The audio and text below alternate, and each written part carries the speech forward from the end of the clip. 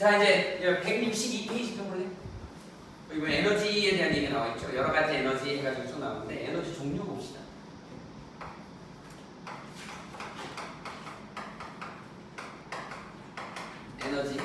에너지의 정의가 뭐라고 나왔니? 이거니.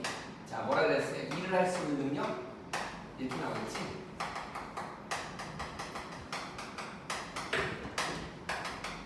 단위는 전부 다 줄로 쓰죠. 줄이라고 읽어요. 그래서 에너지, 일을 할 수 있는 능력이다. 거기 이제 에너지의 종류, 우리가 알고 있는 에너지 종류 무슨 에너지가 있냐? 에너지 생각나는 거 한번 해볼까요? 대표적으로 이제 빛에너지가 있지. 태양에너지. 그 다음에 빛에너지 말고 또 뭐 있죠? 우리 물리에서 계속 배웠던 역학적 에너지 있었지. 우리 역학적 에너지 보존에서 나왔던 역학적 에너지의 종류에는 뭐 있어요? 운동 에너지가 있지. 우리가 키네틱 에너지라 그래갖고 우리가 EK 이렇게 쓰죠. 공식으로 기억나니? 2분의 1 mv의 제곱이다. 이런 식으로 표현을 하잖아. 그 다음에 이제 위치 에너지라고 하는데 니네가 나중에 이제 고등학교 2학년 때 가면 뭐로 배우냐면 포텐셜 에너지로 배워요. 포텐셜 에너지 같은 말이다. 위치 에너지, 포텐셜 에너지 같은 말이다. 그래서 우리는 EP라고 쓰고 얘 MGH 뭐 이렇게 하잖아요. 물론 이제 포텐셜 에너지가 이게 중력에 의한 위치 에너지일 때는 MGH지만 이게 이제 탄성력에 의한 위치 에너지도 있어요. 탄성력에 의한 포텐셜 에너지는 우리 어떻게 쓰냐면 2분의 1 K X의 제곱이다. 이것도 에너지야. 그래서 고무줄 같은 거 이렇게 튕겨갖고 탁 들면 아프잖아요. 많이 들리면 아프죠. X가 늘어난 길이야. K는 뭐예요? 얼마나 고무줄이 탄탄하냐. 용수철 상수 이렇게 얘기해요. 탄성 계수 이렇게 얘기합니다. 이런 애들이 이제 포텐셜 에너지로 존재하고 있습니다. 또 뭐 있을까요? 이 역학적 에너지 이제 이렇게 포함이 되는 거지. 그 다음에 또 뭐 있죠? 옆에 친구 귀에다 대고 와! 소리 질러. 그죠? 소리 에너지. 소리 에너지가 세면 어떻게 돼요? 고막을 찢어요. 그치? 고막이 터집니다. 그래서 소리 에너지도 일종의 에너지죠. 근데 그거 알아? 소리 에너지로 해가지고 공격하는 그런 탄도 있어요. 그래갖고 아예 그냥 귀에다가 이상한 소리를 들리게 해가지고 이 전투 수행을 못하게 하는 군인들 귀에다가 막 그런 파동을 내리는 거죠. 그래갖고 막 귀가 너무 막 이상한 소리가 나가고 전투 수행을 못하는 그런 무기들도 있습니다. 소리 에너지. 그 다음에 이제 또 뭐가 있을까요? 열 에너지. 대표적인 에너지 열 에너지 있지. 그래서 거의 대부분 우리가 이제 역학 에너지가 이제 뭐 이런 자동차를 돌린다라고 하면 자동차에다 기름을 집어넣어요. 대표적인 무슨 에너지죠? 화학 에너지죠. 석탄이나 석유에 들어있는 화석연료에 들어있는 에너지, 화학 에너지. 얘를 연소시키면 거기서 열이 나오는데 그 열로 엔진을 돌리잖아. 그래서 그 엔진의 피스톤 운동을 통해서 크랭크 축이 뭐예요? 회전 운동을 하고 바퀴를 굴린다고. 그 바퀴를 굴리는 게 효율이잖아요. 연료율. 그래서 한 20%밖에 안 된다고. 맥시멈 20%예요. 나머지 80%는 전부 다 뭘로? 열로 방출돼버려요. 바깥으로.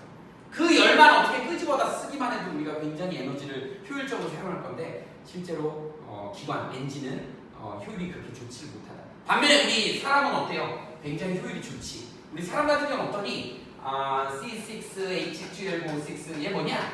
얘 뭐죠? 포도당이지. 이 포도당을 갖다가 먹고 이걸 갖다가 몸 안에서 어디에서? 미토콘드리아에서 연소를 시키면 뭐 나오냐? 6CO2 나오죠. 그 다음에 12H2 나오나? 이렇게 나오죠. 여기다 이제 물론 산소를 집어넣어야 되겠죠. 이렇게. 그럼 여기에 이제 뭐가 나오냐면 38ATP라고 하는 화학 에너지가 저장이 됩니다.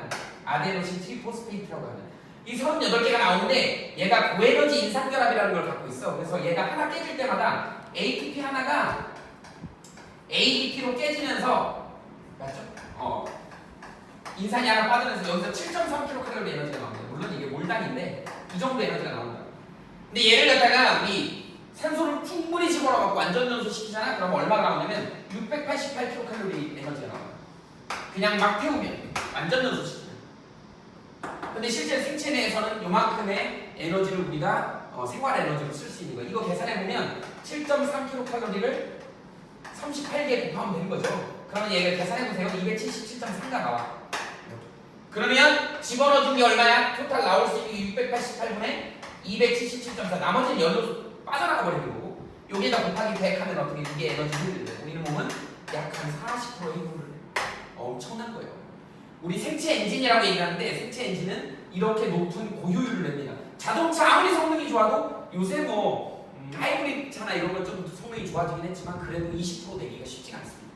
그러니까 우리 몸은 엄청나게 더더군다나 자동차는 800도, 1000도까지 올라가야 되잖아요. 근데 우리는 36.5도, 35도 정도만 돼도 충분히 이 저온에서도 충분히 가능하더라는 거죠. 이게 뭐 때문에 그럴까요? 뭐 때문에 우리 몸에 뭐가 있어?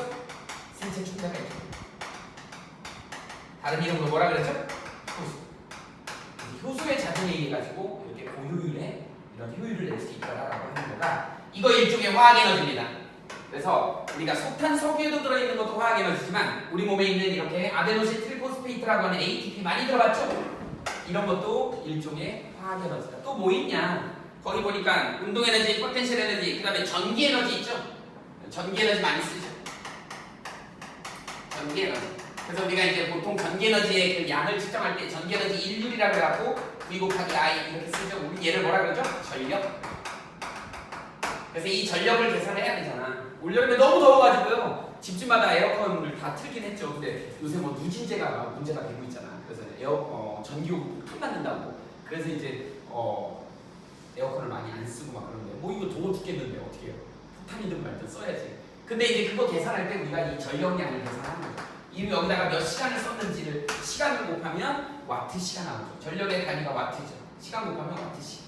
그 와트시당 뭐 단가를 곱하면 되죠. 그럼 전기요금이 나오는 거예요.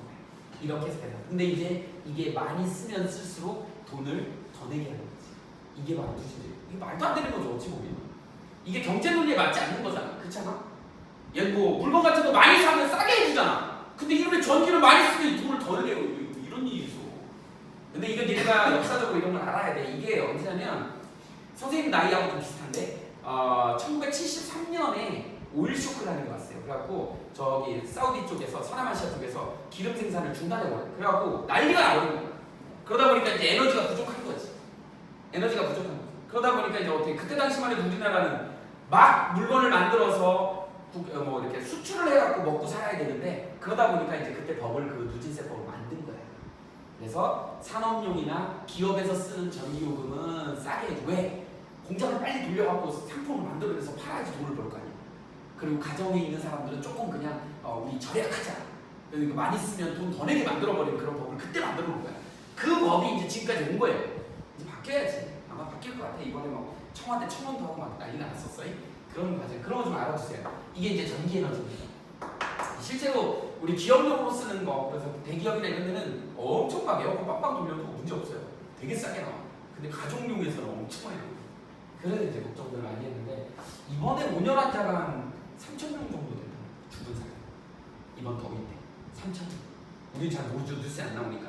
이게 뭐냐면 그 호스피스 병동이나 아니면은 뭐라 그러지? 할아버지 할머니들 계신 그런 곳. 보통 때 같으면 문제가 없는데 그냥 평균적으로 근데 너무 갑자기 더워져 버리니까 거기에 이제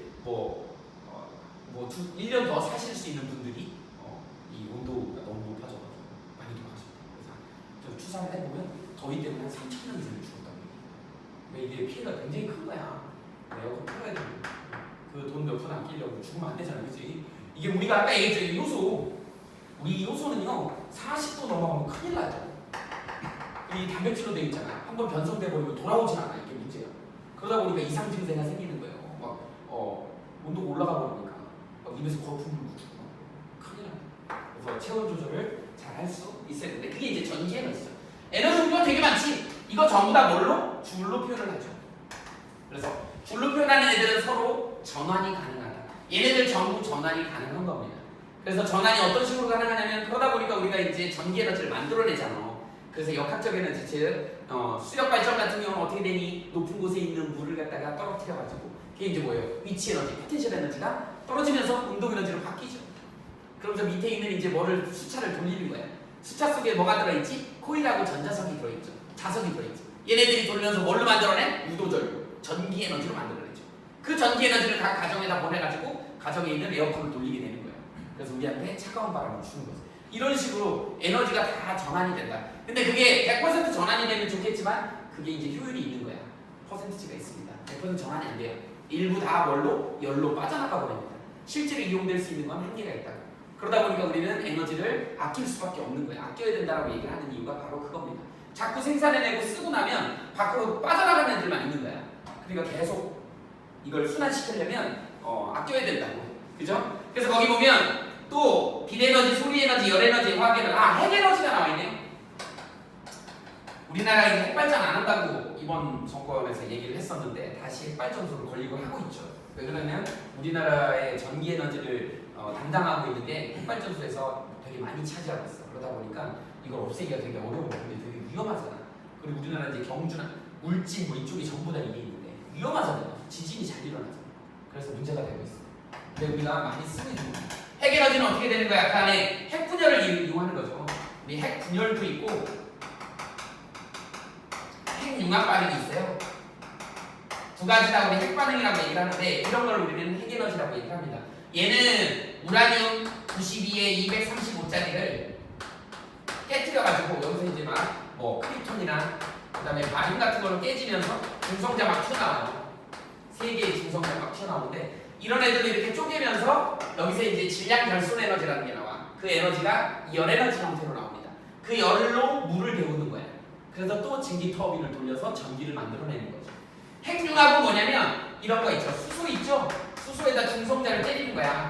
그래서 얘를 갖다가 중수소를 만들고 여기다가 또 뭐야 수소를 하나 더 때려. 그럼 얘가 뭐 만들어져? 헬륨이 만들어져요. 이런 식으로. 그래서 핵이 점점 자꾸 융합이 돼서 커지는 겁니다. 근데 여기서도 똑같이 융합되면서 에너지가 만들어지는 거야. 에너지가 만들어지는 거야. 이게 이제 어디에서? 태양에서 만들어지는 수소 핵융합반응이에요. 여기서 에너지가 엄청나게 많이 나오지. 그래서 이런 거를 우리는 뭐라 그러나 핵에너지다 이렇게 얘기를 하죠.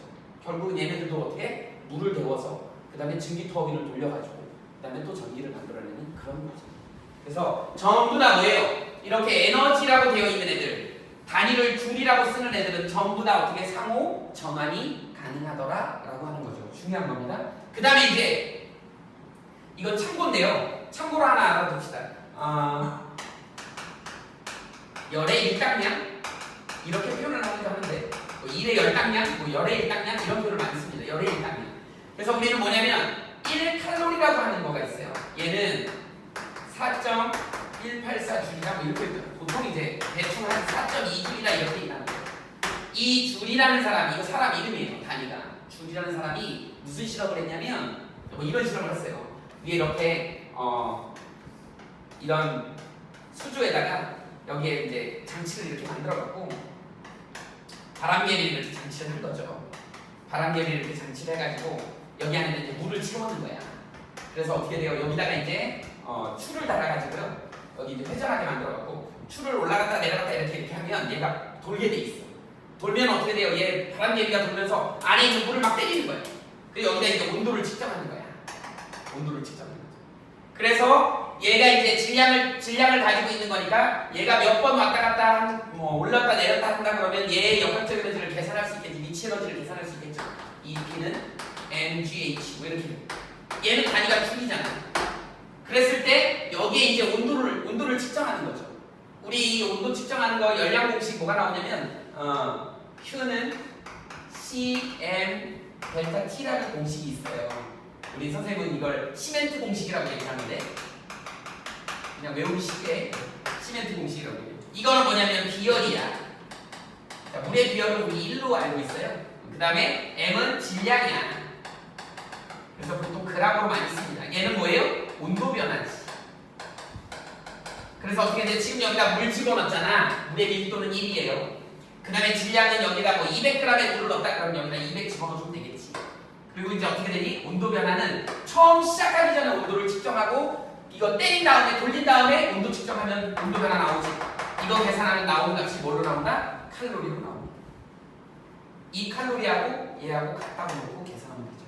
그랬더니 1칼로리가 해당되는 줄이 4.2줄이더라는 거죠.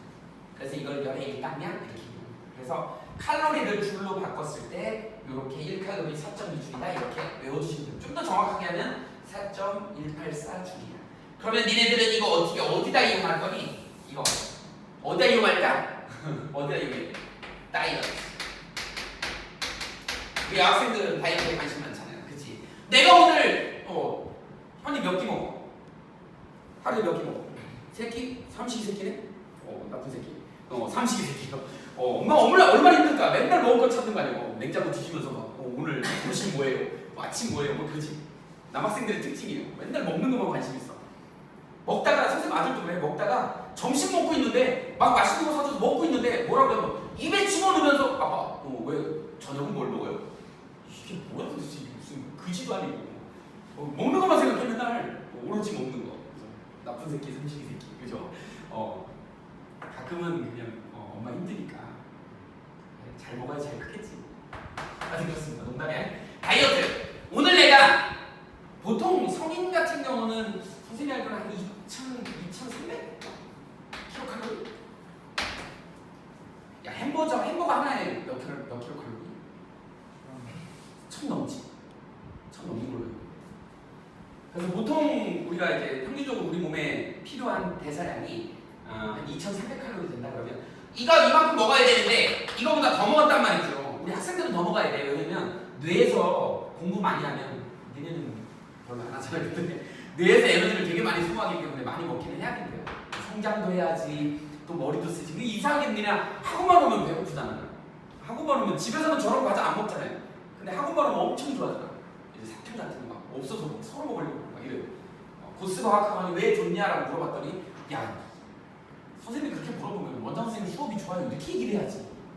어떻게 사탕이 과자요 이렇게 얘기하면 선생님 할 말이 없잖아. 어쨌든 니네가 필요 이상으로 많이 먹으면 그만큼을 빼야 될 거 아니에요. 가만 놔두면 어떻게 돼요? 간에 일시적으로 저장됐다가 그게 지방으로 바뀌어갖고 피하 지방으로 들어가요.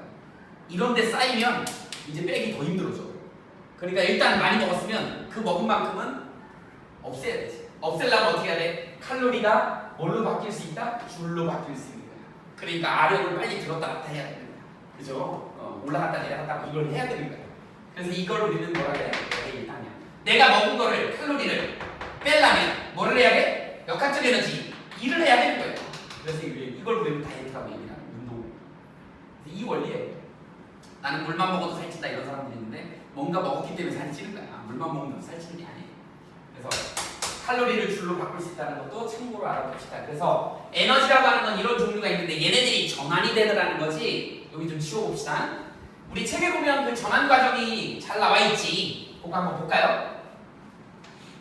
책에 보니까 어떻게 나와 있니?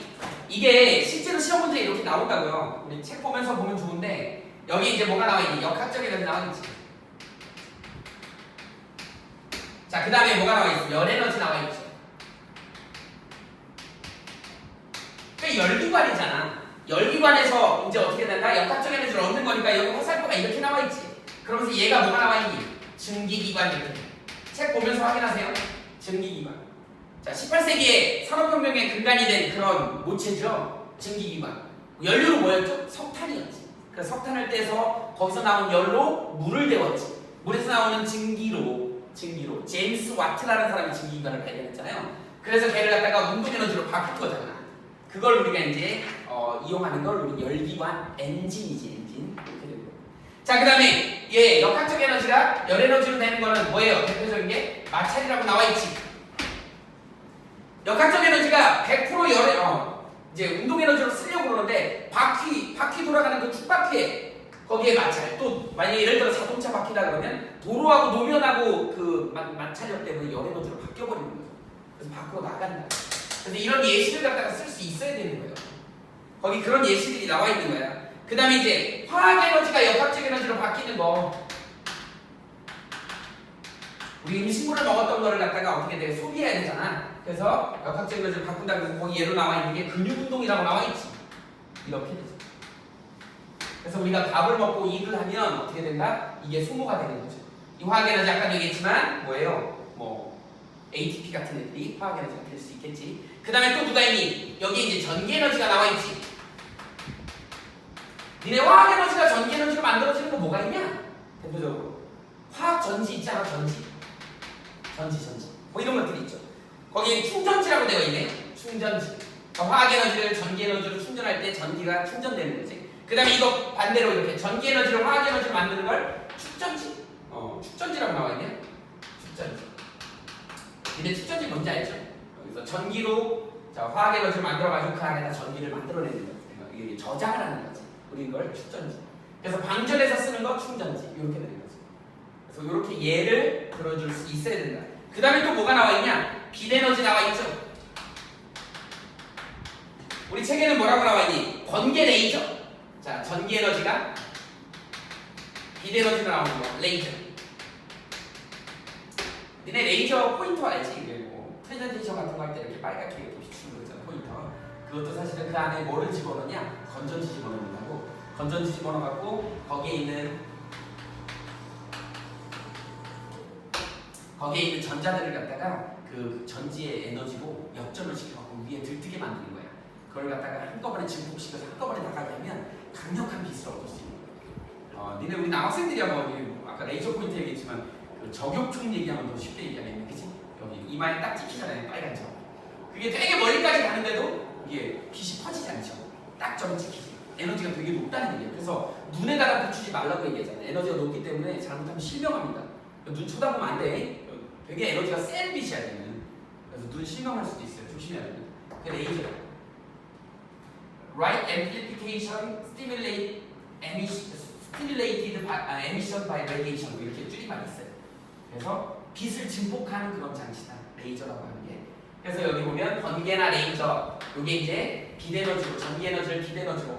레이저 생각하세요. 포인터 그 안에 뭘 집어넣어? 건전지를 집어넣잖아. 그게 이제 비대너지로 나오는 거죠. 그 다음에 또 뭐가 있냐? 핵에너지가 있죠. 핵에너지 같은 경우는 이제 그 안에 아까도 얘기했지만 핵 분열, 핵 융합 이런 것들이 있는데 보통 이제 핵 분열하면 이런 거 그림 본 적 있어요? 이게 납이 감마선을 투과를 잘 못해요. 감마선이 납을 잘 투과를 못해요.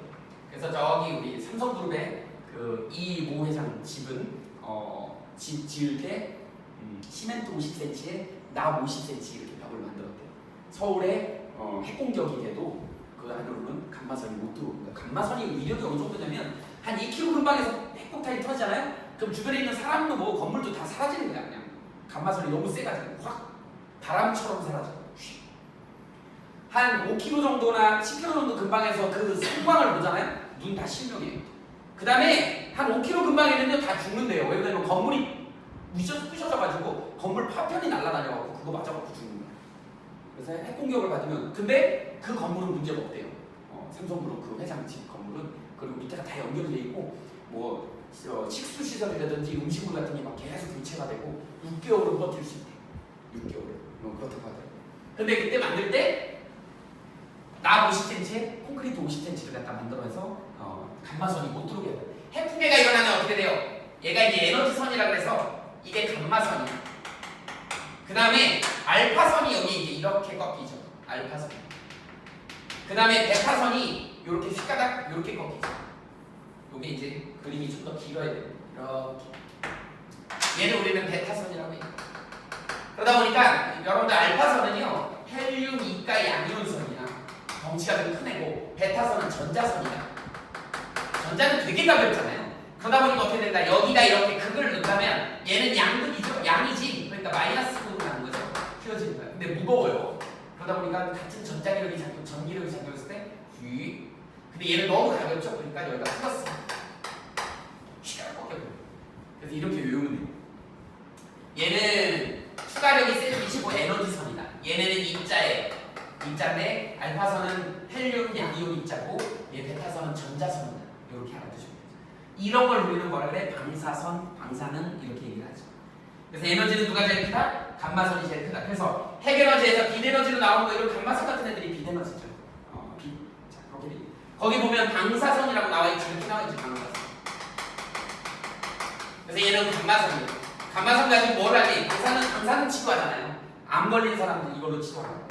문제점이 뭐죠? 정상세포까지 공격하는 게 문제죠. 그래서 니네 그 TV 같은 거 보면 자꾸 나오잖아요. 그 환우들 나오면, 꼬맹이들 나오면 아파가지고 백혈병 걸렸는데 머리가 다 빠박이죠. 왜 그래? 이게 이걸 조사를 하면, 방사선으로 조사를 하면 일반 정상세포가 문제가 생기는 거예요. 그래서 탈모가 진행돼요.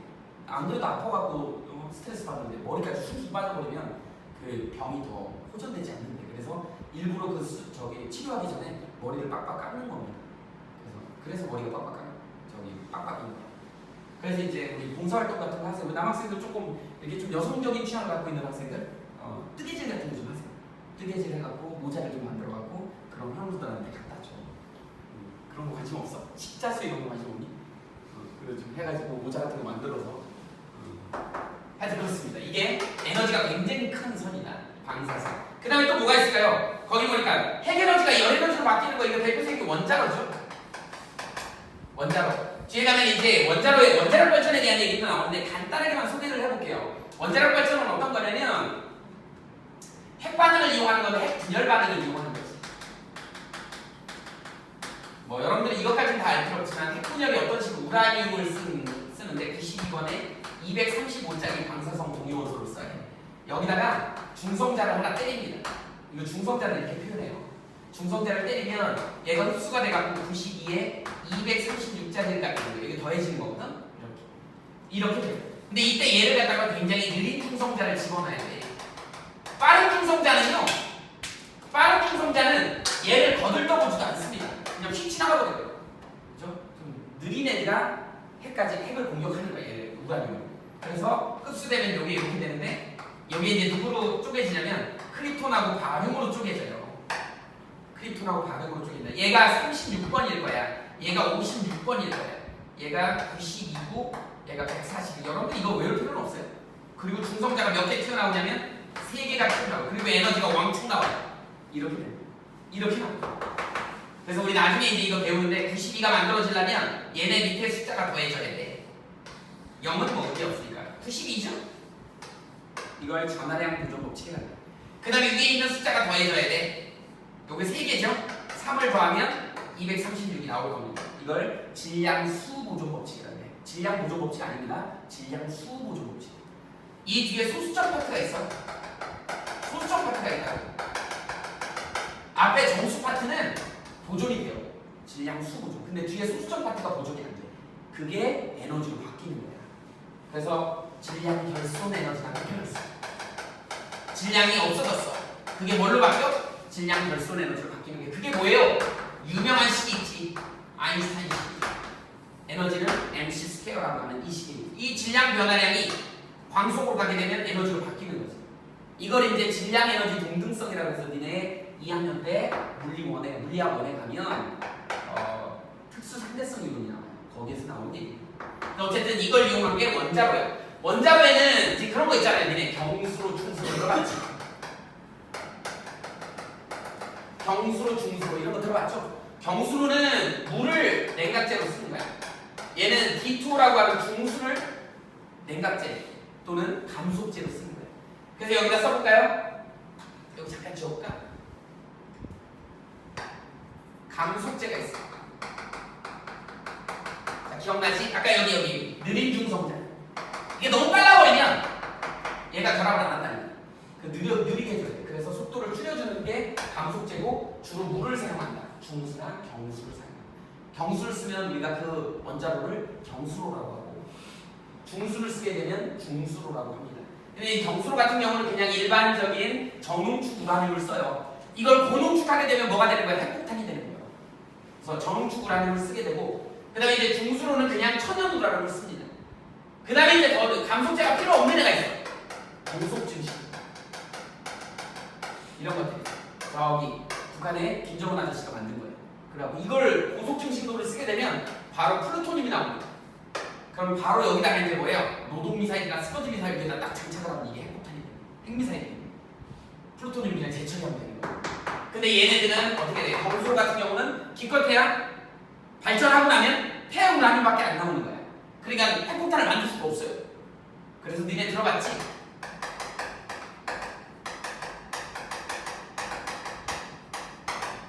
국제 원자력기구 IAEA에서 우리나라는 니네는 한국형 경수로를 써. 이걸 규격을 딱 정해줘버려요. 이거 쓰면 어떻게 돼요? 백날에 그 결과물이 플루토늄이 만들어질 수가 없어. 그러면 핵탄두를 못 만들죠. 그러니까 이걸로 제안을 했던 거예요. 근데 김정은 아저씨는 요거 갖고 플루토늄을 제철해서 핵탄두를 만들었죠. 맨날 10년 연습을 할 때마다 나오잖아요. 내 책상에는 핵 버튼이 있다. 그리고 그걸로 위협하고 그랬었는데 요새는 분위기가 좀 좋아지고 있죠. 미국하고 잘 돼서 니네들 군대도 안 가고 그랬으면 좋겠는데 빨리 통일이 되면 북한 가서 사업해야지. 그래서 북한에 가야지. 탄광이라서 탱크 할 거야? 어떻게 할래? 뭔가 해. 직업이 많아질 거예요. 그래서 도로도 닦아야 되고 건물도 지어야 되고 아마 니네는 직업이 없다는 소리 안 할 수도 있어. 북한하고 통일이 되게 좋아질 수 있습니다. 조금 기대를 가져봐. 니네는 그런 이제 신산업 그런 게 오기도 오고 또 뭐야 4차 산업혁명 있잖아. 니네는 두 개를 다 응용할 수 있기 때문에 지금 젊은이들처럼 직업 걱정 안 해도 될 것 같은 느낌이 있어요. 어쨌든 그렇습니다. 이게 이제 이렇게 된다. 핵이 자 열에너지를 얻는 거 원자로에서 얻는 거죠. 그러다 보니까 이게 아까 봐봐. 그래놓고 부딪히면 폭발하면 분열을 하면 중성자가 또 3마리가 나오네. 너무 많아요. 이게 막 기하급수적으로 나오니까 숫자 줄여야 돼. 그래서 얘 줄이기 위해서 뭐를 쓴다? 이 제어봉이라는 걸 써요. 그래서 제어봉은 주로 카드뮴이나 참고로 그냥 써보세요. 중소 이런 거는. 그래서 얘는 뭐 하는 거냐면 중성자의 개수를 제한하는 거야. 그래서 에너지를 갖다가 조금 너무 많이 나오는 걸 제어하기 위해서 이런 애들을 쓴다. 그래서 원자로에서는 감속제, 제어봉 이런 게 쓰인다는 거 알아주세요. 뒤에 가면 발전 방식에서 조금 언급을 할 거야. 요렇게 되죠. 그 다음에 이제 뭐가 나오니? 전기에너지를 열에너지로 바꾸는 거 뭐 이렇게 바꾸는 거 이렇게 바꾸는 거 나와있네요. 열에너지를 전기에너지로 화살표가 이렇게 됩니다. 이거 전열기죠 뭐. 전열기. 전기 장판, 전기 난로 뭐 이런 거 있잖아. 전기에너지를 열에너지로 바꿔 난방으로 씁니다. 열에너지를 전기에너지로 바꾸는 게 뭐가 있을까요? 태양 열발전이지. 태양 광발전하고 태양 열발전은 다른 겁니다. 구별해야 돼. 태양 광발전은 빛에너지를 이용하는 거야. 빛에너지를 광전 효과에 의해 갖고 전기를 만들어내는 거고, 태양 열발전은 태양열을 지열판으로 모아가지고 물을 데우는 거야. 증기를 이용해서 전자기 유도에 의해 가지고 어떻게 한다고? 전기를 생산해내는 거야. 좀 달라요. 얘는 빛에너지를 위해서 광전 효과를 이용해서, 그러니까 얘는 직류 전원을 만든다는 거죠. 얘는 전자기 유도는 뭐죠? 자석을 넣다 뺐다 하는 거잖아. 교류가 만들어져. 요렇게 전기가 앞부분에서 많이 했던 그런 내용들인데, 어쨌든 요렇게 해서 에너지가 서로 전환이 되더라. 그런데 이게 100% 전환되지는 않더라 라고 하는 거. 그게 이제 효율이 얼마가 될 거냐, 효율에 대한 얘기입니다. 효율을 할 줄 알아야 돼요. 그래서 162페이지에는 에너지 전환과 보존에 대한 거 그림으로 좀 보세요. 거기 보면 뭐 자연현상에서 에너지 전환 나와 있는데 그거 한번 말로 한번 설명해 볼까요? 자, 먼저 첫 번째로 나와 있는 게 뭐가 나와 있니? 폭포가 나와 있지. 폭포는 어떤 거니? 물이 뭐를 가지고 있는 거야? 포텐셜 에너지를 갖고 있는 거죠. 얘가 이제 떨어지면서 뭘로 바뀌는 거야? 운동 에너지로 바뀌는 거죠. 전환되잖아요. 그 다음에 이제 반딧불이가 있어. 반딧불이는 몸에 가지고 있는 화학 에너지가 뭘로 바뀌는 거야? 루시페라세라고 하는 그런 효소가 있어요. 그런 효소를 이용해 갖고 얘가 반딧불이 빛으로 바꾸는 거지. 거기 보니까 화학 에너지가 빛 에너지로 바뀐다. 선생님 어렸을 때 하여튼 시골에 살아가지고 나는 이걸 경험을 했어요. 반딧불이도 봤어. 개똥벌레라 그러지. 선생님 진짜 이거 잡아갖고 공부했어요. 형설지. 왜 웃어? 안 믿겨져? 돈이 없어갖고 진짜로 반딧불이 잡아갖고 이렇게 비춰가지고 공부했다니까. 그래서 선생님 공부 되게 열심히 잘했어요. 농담이야. 반딧불이는 그렇습니다. 근데 이런 거랑 비슷한 걸 본 게 선생님 어렸을 때 공동묘지가 있었거든요, 마을에. 그래서 이게 이제 뭐냐면 얘는 우리 형광이라고 그래. 형광. 그래서 포스포레센스 뭐 이렇게 얘기를 하는데 인광이 포스포레센스, 플로레센스라고 그러죠. 형광은 인광이 포스포레센스라고 그러는데 인광이 뭐냐면 니네 도깨비불 들어봤니? 도깨비불. 그래서 옛날에 지금은 이거 완전 불법이죠. 근데 옛날에는 지금으로부터 벌써 한 30-40년 전 얘기인데 공동묘지에다가 그냥 시체를 갖다 버렸습니다. 안 그러면 묘를 쓰려면 돈 내고 막 이래야 되니까. 그래서 어린애가 죽거나 결혼 안 한 사람이 죽으면 시체를 갖다 그냥 공동묘지에 버렸어요. 그리고 시체 구경하러 가기도 했어요. 되게 무서워요. 그래갖고 그때 당시에 그 꼬맹이들이잖아. 그러면 그게 좀 골목대장 같은 애들은 가서 앞에 가서 자기가 탁 고마워 막 그러더라고요. 근데 이제 그걸 오랜 세월 놔두면 그 시체가 썩고 그 다음에 이제 비바람을 맞고 그러다 보면 이제 뼈에서 인광물질이 나오는 거야. 그게 이제 어른거리면 불빛이 나오는데 바깥에 이제 그 수증기나 이런 거 되면 어른거리다 보니까 마음이 약한 사람이 이런 사람들한테는 그게 도깨비불처럼 보이는 거죠. 그런 걸 우리는 인광이라고 얘기해. 뼈의 인성분에서 나오는 그 이제 뭐라 그래야 되니? 자연 발화라고 하고 자연 발광이라고 해야 되겠구나. 자연 발광되는 그런 현상입니다. 그런 게 이제 빛 에너지로도 보일 때가 있다. 자, 그 다음에 또 뭐가 나왔어? 번개. 번개는 이거 뭐예요? 전기 에너지가 뭘로 바뀌는가? 빠방! 빛 에너지로 바뀌는 거지. 그 다음에 또 뭐가 나오니? 화산. 화산은 지구 내부 에너지죠? 지구 내부에 있는 열 에너지다. 분출물의 역학적 에너지 이렇게 표현 안 해요. 퉁 올라가는 거니까. 그죠? 그 다음에 일상생활에서 에너지 전환 나와 있네요. 음식물 섭취, 음식물 속에 들어있는 화학 에너지를 또 열 에너지나 운동 에너지로 바꿔주는 거죠. 열 에너지는 우리 체온을 유지하는 거고, 운동 에너지는 이제 생활할 때, 그죠? 하는 거죠. 자동차는 뭐야? 주로 이제 뭘 많이 쓰니 요새는 가솔린, 디젤 이런 거 많이 쓰지만 요새는 전기 자동차 나오죠. 그래서 전기 에너지를 열 에너지나 운동 에너지로 바꾸기도 하고, 우리가 일반적으로 그동안 알기로는 디젤이나 가솔린이니까 화학 에너지가 운동 에너지로 바뀌는 거지. 그 다음에 이제 전열기는 전기 에너지가 열 에너지로 바뀌는 거. 그 다음에 이제 롤러코스터 많이 타봤죠? 이렇게. 얘는 뭐예요? 중력에 의해서 착착착착 올라가잖아. 올라가고 내려오는 거지. 포텐셜 에너지가 뭘로 바뀌는 거야? 운동 에너지로 바뀌는 거죠. 그래서 그런 과정들을 좀 알면 좋겠고요. 163페이지 한번 펴볼까요? 에너지 보존 법칙이라는 게 나와요. 에너지 보존 법칙. 에너지는 여러 가지 형태로 전환될 뿐 새로 만들어지거나 사라지지 않는다. 에너지의 총량은 변하지 않는다라고 하는 거죠. 자, 에너지 보존 법칙은 우리 연력학 제1법칙도 에너지 보존 법칙인데 우리가 보통 이런 식으로 쓰죠.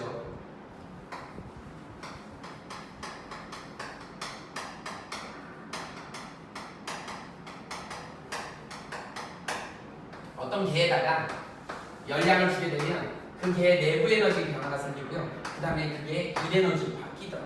그러니까 여기다가 만약에 예를 들어서 쉽게 생각하면 10이라는 에너지를 줬을 때 내부 에너지가 만약에 4로 변했더라. 그러면 나머지는 6만큼 일을 하는 거지. 얘는 새로 생겨나거나 없어지지 않잖아요.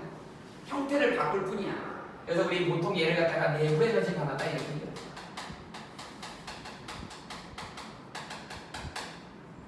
그 다음에 여기는 이제 뭐예요? 일 에너지로 바뀌는 거지. 뭐 이건 나중에 배우겠지만 일 에너지는 압력 곱하기 부피 변화 이렇게 P 델타 V. 그래서 이게 플러스 값이면 밖으로 일을 하는 거고 마이너스 값이면 일을 당하는 거지. 그래서 팽창하거나 수축하는 그런 과정을 설명하는 겁니다.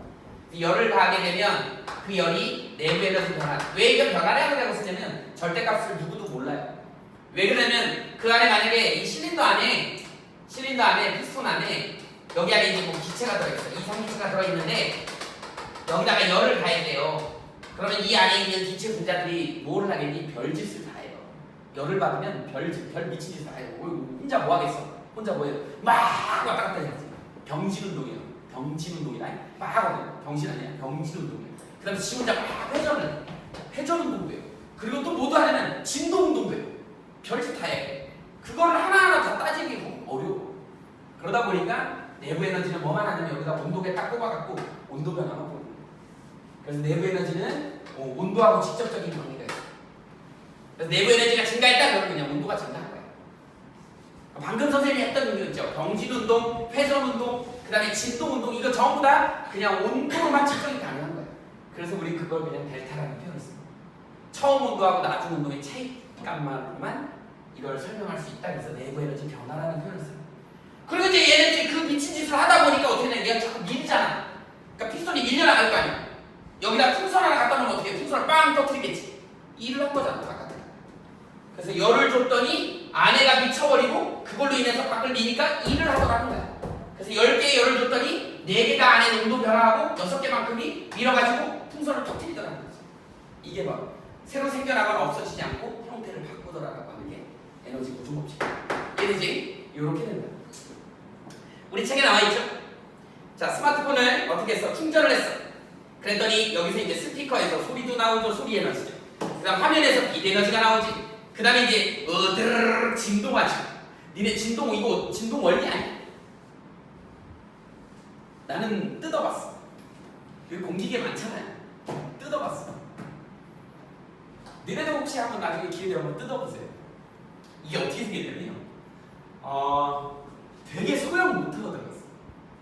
그래갖고 이게 이제 진동 모드로 돌아가면 어떻게 되냐면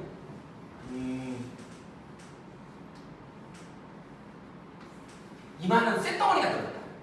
쇳덩어리가 원통형의 이런 쇳덩어리가 들어있고 여기에 모터가 연결이 되어 있는데 모터 기둥이 이렇게 들어있어요. 센터에 연결되어 있는 게 아니고 여기 있어. 그래갖고 여기 모터가 조그만 게 이렇게 있어. 엄청 고속 모터야. 그래갖고 이게 윙 도는 거야.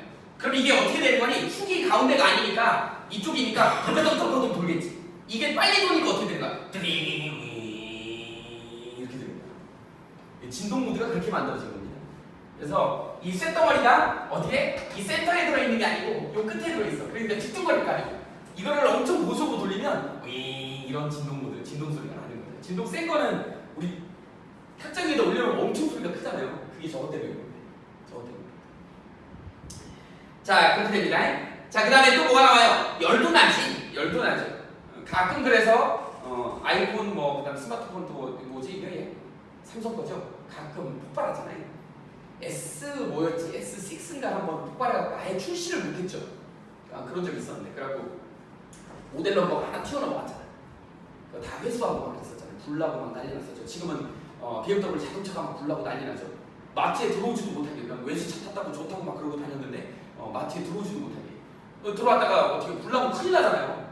그러니까 사람들이 제어하는 거예요. 못 들어오게.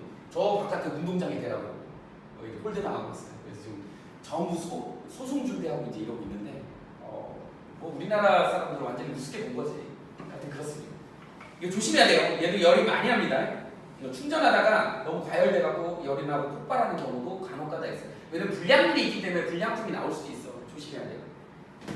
물에 맡겨야 될 것 같은데. 그 다음에 이제 청소기를 사용할 때 얘로 나와 있는 에너지 보존 나와 있죠. 청소기에 공급한 에너지가 어떻게 되냐? 운동 에너지. 그죠? 그 다음에 또 뭐 열도 나오죠. 그 다음에 하고 소리 에너지 나오지. 니네도 아마 어렸을 때 엄마가 청소기 돌리면 아마 잘 새근새근 이상하게 애들의 그거하고 청소기 소리하고 이게 일치되나 봐요.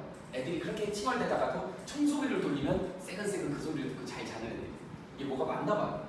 그래서 소리 에너지도 나옵니다. 자, 그 다음에 이렇게 에너지 이용과 연료율 거기 한번 봅시다. 이거 좀 지우고요. 이것저것 얘기를 많이 했는데 핵심은 뭐야? 에너지는 서로 전환될 수 있더라. 에너지의 정의는 뭐야? 일을 할 수 있다. 일을 할 수 있는 능력이다. 근데 전환이 될 때 100% 전환이 되진 않는다. 어떻게 돼요? 거의 대부분 열로 좀 빠져나간다. 어느 정도 빠져나가냐를 이제 계산하는 게 우리가 실제로 유효하게 활용할 수 있는 거, 그걸 우리는 연료율이라고 얘기를 하죠. 그래서 우리가 연력학 제2법칙이 나와요.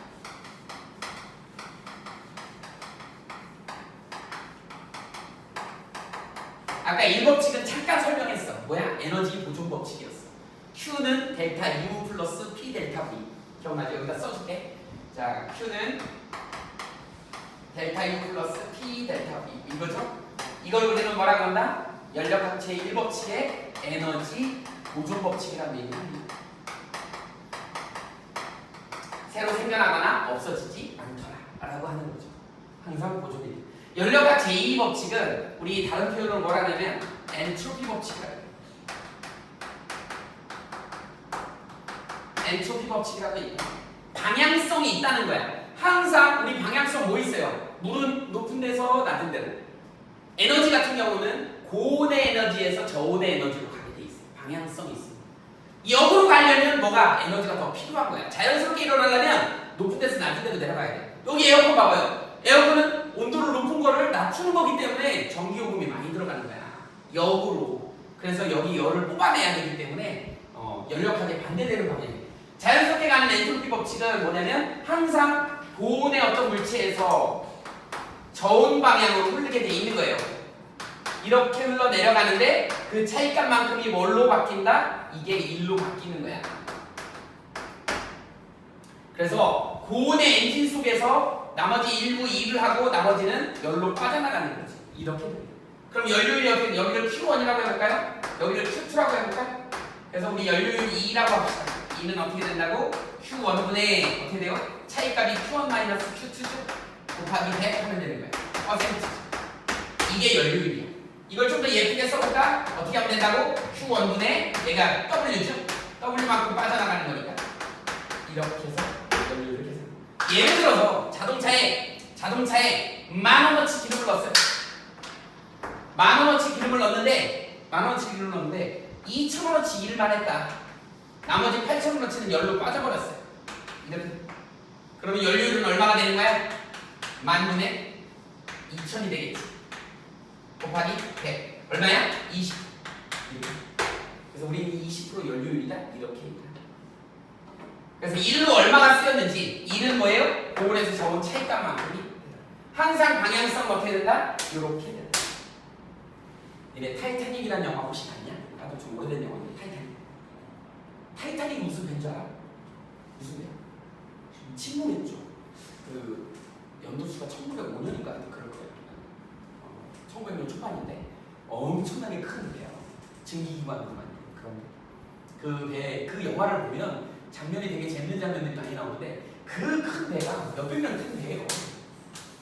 이 배 하나에 엄청나게 많은, 그러니까 여기 안에 모든 살아계층이 다 개들이 다 들어있는 거예요. 최상류층부터 최하류층까지 있어요. 그러다 보니까 방도 다 다르고 그 상류층은 맨날 뭐예요? 맨날 연애하고 파티해요. 맨날. 그리고 최하층은 밖에 나와보지도 못해. 안에서 뭐하니? 시커멓게 뒤집어 쓰고 석탄 집어. 그래서 위로 불을 떼야지 엔진을 돌릴 거 아니야. 그래서 그 큰 배가 움직이는 거야. 이제 마지막에 이제 빙산에 부딪혀가지고 얘가 이게 가운데가 두동강이 나지. 그래서 막 침몰해요. 더 재밌는 웃지 못할 웃픈 장면이 하나 나오는데 거기서 연애하는데 연회장에 그 연주하는 사람도 있어. 이 사람들은 한 중류층 정도 되겠지. 연주하는데 물이 막 잠기는데 어떻게 할 줄 모르는 거야. 그러니까 계속 연주하고 있는 거야. 물이 막 들어오고 있는데 사람들 막 피하고 있는데 계속 연주하고 있는 거야. 어떻게 할 수가 없는 거지. 자기 할 일을 최선을 다하는 거지. 그런 장면이 나와요. 그래서 이제 다 죽는데 이때 많이 살릴 수 있었는데 그 구명조끼를 입고 물속에서 둥둥 떠 있는데 저체온증으로 많이 죽었어요. 빨리 구조를 못해가지고. 그 얘기를 하려고 하는 게 아니고 여기 이제 이때 이 안에서 그 제일 최하층인이 뭘 했다고요? 석탄을 집어넣어가지고 증기기관이니까 불을 떼가지고 그 증기의 힘으로 얘를 밀어가지고 갔다고요. 그러니까 이 엔진 속에 그 석탄을 떼는 곳이 온도가 굉장히 높았겠지. 그 높은 온도가 낮은 쪽으로 가면서 그 차이값만큼이 일을 한 거야. 그래서 그걸로 간 거예요. 그러니까 사람들이 무슨 생각을 했냐면 우리 아까 CM 델타 T라는 열량 시멘트 공식 기억나죠? 이게 뭐라 그랬어? 비열이라고 했어. 비열의 정확한 정의는 어떤 물체의 1g을 1도씨 올리는데 필요한 열량이야. 그래서 물이 비열이 1입니다. 물은 비열이 되게 큰 거야. 비열은 정의는 그렇지만 느낌은 어떤 느낌이냐면 열을 많이 축적한다는 느낌이야. 비열이 크면 열을 많이 머금을 수 있어요. 그래서 우리 바닷물이 열을 많이 흡수하고 있기 때문에 열을 굉장히 많이 갖고 있다고. 그래서 이 어떤 과학자들이 무슨 생각을 했냐면 이거를 역으로 바닷물에 에너지가 많이 저장이 돼 있으니까 이 저장된 에너지를 배한테 쏴가지고 배가 그 에너지로 가게끔 하면 안 되냐. 굳이 석탄을 뗄 필요가 있냐. 그럴싸해. 이론적으로는 그럴싸해요. 얘가 에너지를 많이 포함하고 있기 때문에. 그런데 안 됐던 이유가 뭐냐면 얘가 저온. 상대적으로 저온입니다. 저온이 고온 쪽으로 가는 방향은 에너지가 따로 필요하다고 했죠. 에어컨처럼. 이거 그냥 자연스럽게 되지는 않다는 거죠. 이게 바로 엔트로피 법칙이에요. 항상 방향성이 있더라. 높은 데서 낮은 데로 가야 되지 낮은 데서 높은 데로 가려면 에너지가 더 필요하더라라는 거죠. 그래서 이 저온에 있는 물의 저온은 에너지가 충만하지만 이걸 활용하기는 어렵다라는 거죠. 이게 바로 방향성이 있더라라는 겁니다. 그래서 어쩔 수 없이 고온의 엔진을 이용해서 저온 쪽으로 떨어뜨리면서 그 차이값만큼이 터빈을 돌리는 거예요. 프로펠러를 돌려가지고 배가 진행하게 되는 그런 내용입니다. 그래서 여러분들은 이 효율을 계산할 수 있으면 되는 거야. 자, 고온분의 고온하고 저온 차이값 곱하기 100 하면 연료율입니다. 우리 책에 나와 있죠? 163페이지에 그림도 나와 있네요. 고온에서 열기관을 통해서 저온으로 빠지면서 그 차이값만큼이 W로 바뀌는 거지. 자, 거기 뭐라고 나와 있냐면 연료율이 높을수록 불필요한 열에너지의 발생을 줄일 수 있더라. 우리가 연료율이 굉장히 높다고요. 우리 생체는 생체의 엔진이라고 얘기하는 아까 얘기했죠. 40%의 연료율을 보유율이죠. 근데 그렇게 낼 수 있었던 건 뭐 때문에? 우리는 효소를 갖고 있기 때문에. 저온에서도 충분히 그런 효율을 낸다. 자, 거기 보면 에너지를 전략해야 되는 까닭 나와 있죠? 아까 선생님이 얘기해줬는데 다 열에너지 다 전환이 돼버리잖아. 전환이 돼서 소모돼버리기 때문에 이거 아껴 써야 되는 거죠. 그래서 에너지 총량은 보존되지만 점차 우리가 쓸 수 없는 에너지 형태로 전환되기 때문에 에너지를 전략해야 된다. 뭐 이런 얘기를 하고 있는 겁니다. 자동차에서 버려지는 에너지 나와 있네요. 연료 에너지를 100으로 본다 그러면 실제로 쓸 수 있는 게 19%밖에 안 된대요. 에너지 효율이. 그러니까 바퀴를 돌리는데 19%야. 나머지는 뭐예요? 열 손실, 지면하고 마찰에서 열에너지 전환, 배기가스로 열 손실 76%라네요. 그러니까 불필요하게 많이 버려지죠. 이런 걸 갖다가 이제 땡겨서 쓸 수 있어야 되더라 라고 하는 게 164페이지 펴볼래요? 164페이지 보면 이제 에너지 소비율 등급 나와 있죠? 야, 등급 숫자가 작을수록 좋은 거다. 1등급에 가까울수록 좋은 거야. 근데 이거 초등학교 때 다 배웠지. 등급표 있고. 그래서 집에 있는 등급표 조사하라고 막 그런 거 하잖아요. 그래서 우리 집에 있는 냉장고는 몇 등급인지, 아빠 차는 몇 등급인지 뭐 이런 거 있잖아요. 그런 게 전기 청소기는 몇 등급인지 이런 거 나와 있습니다. 다 써 있습니다. 자, 거기 보면 에너지를 효율적으로 이용한 예가 나와 있는데 대표적인 예로 하이브리드 카가 나와 있어요. 하이브리드. 괜찮은 것 같아요. 선생님도 차가 하이브리드가 있는데 이 하이브리드 차가 두 가지가 있어요. 보통은 일반적인 우리가 이제 하이브리드 카라고 하는 거는 우리가 하이브리드 그러면 혼성? 번역을 하자면 뭐 혼성, 섞여 있는 뭐 이런 뜻이지. 그래서 대표적으로 가솔린 엔진하고 전기 모터, 전기 배터리라고 얘기하지. 이걸로 씁니다. 근데 얘는 이제 충전식이죠. 이렇게. 그래서 물론 무게가 많이 나가긴 해요. 근데 이제 뒤에 묵직하게 두 개가 딱 들어있어. 그래서 평상시에 이제 높은 데로 올라갈 때나 이럴 때는 가솔린 엔진을 씁니다. 그리고 평지를 내려올 때는 또는 브레이크를 밟을 때 여기에 충전이 되는 거예요. 그래서 운동할 때도 이미 충전을 해요. 그러다가 이제 어떻게 된다? 얘 가솔린을 쓰지 않고도 갈 수 있는 뭐 서행을 하거나 그다음에 도심에서 주행할 때는 모드를 바꿔도 돼요. 전기 모드, EV 모드라고 있어요. 여기를 단추를 딱 누르면 그냥 이거는 꺼지고 전기 모터로만 가요. 최근에는 완전히 전기 자동차가 나왔지. 근데 전기 자동차의 문제점이 뭐예요? 지금 충전 시설이 많이 없어갖고 충전하기가 쉽지가 않죠. 그 다음에 한 번 충전했을 때 최소 못해도 서울에서 부산 정도까지는 가야 되는데 그 용량이 좀 많이 적죠. 그래서 이제 그런 부분들 좀 문제가 되고 있어요.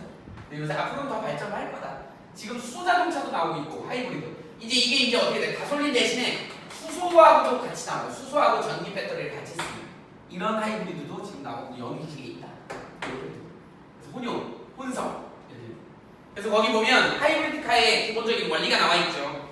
자, 출발할 때는 엔진 시동할 때는 전기부터 소리가 아무것도 안 들려. 우리 가솔린 엔진 같은 경우는 시동을 딱 걸면 무릉무릉 이렇게 소리 나잖아. 근데 시동 딱 키면 그냥 딸깍 불이 들어와. 딸깍 이미 근데 시동이 걸려 있는 거야. 그러면 출발하면 그냥 조용히 나가요. 왜 그러면 전기 모터로 엔진 시동, 저소음, 연료 절약 이렇게 나와 있지. 그 다음에 이제 정상 속력으로 가면 이때는 이제 엔진만으로 가는 거야. 가솔린 엔진으로만 가는 거죠. 그 다음에 이제 남은 전기 에너지는 배터리에 저장해 놓는 거야. 이 상태로. 그 다음에 이제 가속 오르막 나와 있지. 올라갈 때는 엔진이 조금 약할 수 있지. 힘이 좋게 올라가야 되니까 이때를 둘 다 씁니다. 그래서 가솔린하고 전기 모터 다 쓰죠.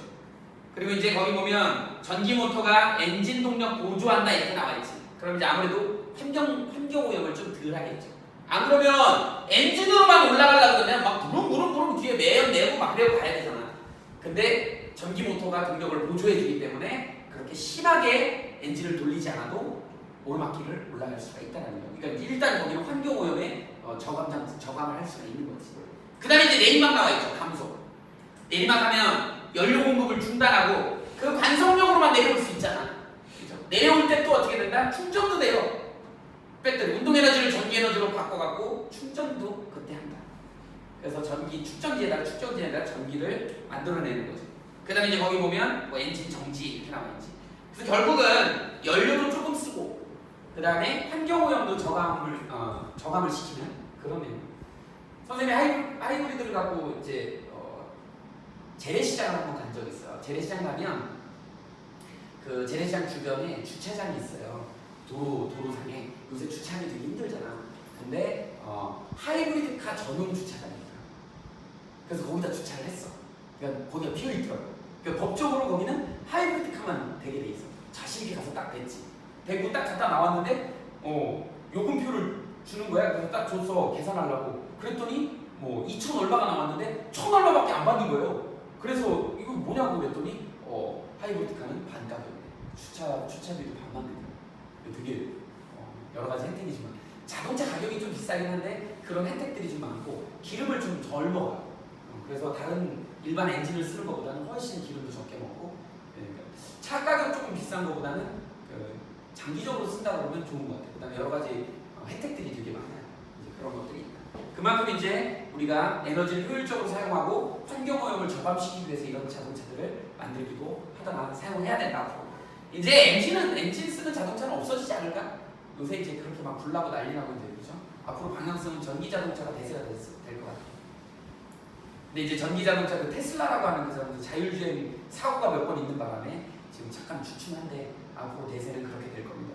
그 다음에 이제 니네 알듯이 구글이나 삼성이 지금 자동차 산업에 뛰어들었다 그랬죠? 걔네들이 이제 또 기가 막힌 자동차들을 만들어낼 거예요. 이제 엔진이 필요가 없으니까, 그죠? 전기 에너지로 가는 거니까. 그 다음에 이제 165페이지 한번 봅시다. 에너지 제로하우스라는 게 있어요. 그래서 거기 보면 필요한 에너지는 재생에너지로 얻는 거야. 니네 재생에너지 뭐 있냐? 뭐 풍력발전이라든지 태양발전이라든지 뭐 이런 것들 있잖아요. 신재생에너지 할 때 나왔잖아. 낭비되는 에너지를 줄여서 외부 에너지를 공급할 수 없이 지급할 수 있는 미래형 주택이다 이렇게 나와 있는데 거기에 이제 두 가지 종류가 있죠. 액티브 하우스하고 패시브 하우스. 액티브, 능동적인 이런 뜻이죠. 패시브, 수동적인 이런 뜻이죠. 그러니까 패시브는 좀 이렇게 좀 최소화시키는 거죠. 능동적인 거는 지가 알아서 뭔가 하겠죠. 특징 한번 볼까요? 건물 자체적으로 에너지를 생산해. 와, 대단한 집이네요. 건물 자체에 뭔가 발전소가 있나 봐. 그죠? 그 다음에 이제 패시브는 뭐야? 에너지 사용을 줄이는 거야. 어떻게든 좀 줄여가지고 효율적으로 쓰고 싶은 소극적인 방법이고요. 액티브는 적극적으로 그냥 전기까지 막 만들어내는 거야. 여러 가지. 신재생에너지를 이용하겠지. 자, 사용되는 기술 나와 있네요. 자, 태양광 발전, 태양열 발전, 풍력 발전, 지열 발전. 신재생에너지가 다 장착이 됩니다. 자, 오른쪽에 보면 뭐예요? 삼중창. 열 출입을 막는 거지. 단열을 하는 거지. 단열재. 자연 채광. 차양 시스템. 환기 시스템. 이런. 이 패시브 하우스는 뭐 거의 지금 우리 지금 현대 주택들이죠. 근데 앞으로 미래 주택은 액티브 하우스 쪽으로 하겠지. 자체적으로 한 거를. 심지어는 집이 돌아가더라고요. 집 돌아가는 거 봤어. 집의 밑에다가 턴테이블 같이 만들어 놓고요. 집이 태양을 따라 돌아가는 거야. 그래서 우리는 남양집을 짓잖아요. 그래서 남양집이 좋다고 얘기를 하잖아. 사람이 이렇게 태양빛을 받아야지 건강이 좋다라고 얘기하는데 이 집은 해가 이렇게 동에서 서로 지면 그걸 그대로 집이 돌아가는 거야. 그치? 이렇게 태양을 향해. 그럼 그 지붕에 뭐가 있어요? 태양광 발전 뭐 이런 거, 태양열 발전 할 수 있는 것들이 있는 거야. 그럼 계속 하루 내내 그냥 받을 수 있는 거지.